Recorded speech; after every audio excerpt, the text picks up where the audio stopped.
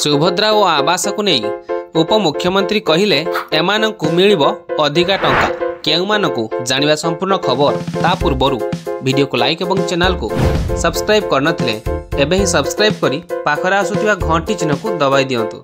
बंडा मानकु अधिक 50,000 टंका मिलिबो कहिले उपमुख्यमंत्री प्रभाती परिडा। उपमुख्यमंत्री बंडा घाटी रे स्थिति परखिया परे एही कथा को कहिसंती। बंडा घाटी जाई सेठारे लोकों को भेटी सुभद्रा और आवास योजना को नहीं आलोचना करथिले मंत्री।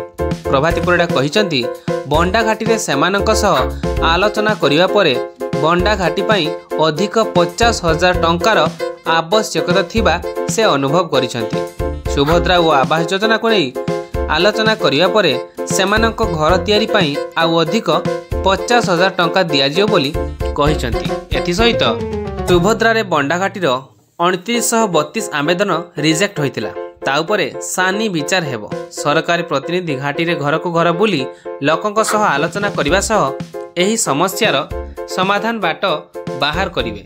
ता सहित मंत्री कहिसंती से लोकंक सहित कथा होई जानिबा को पाइछंती कि बंडा घाटी रे लोकंक घर तैयारी पई अधिक टंका खर्च हेउछि, तेणु सरकार बंडा घाटी लोकंक आवास पई अधिक 50,000 टंका देबे।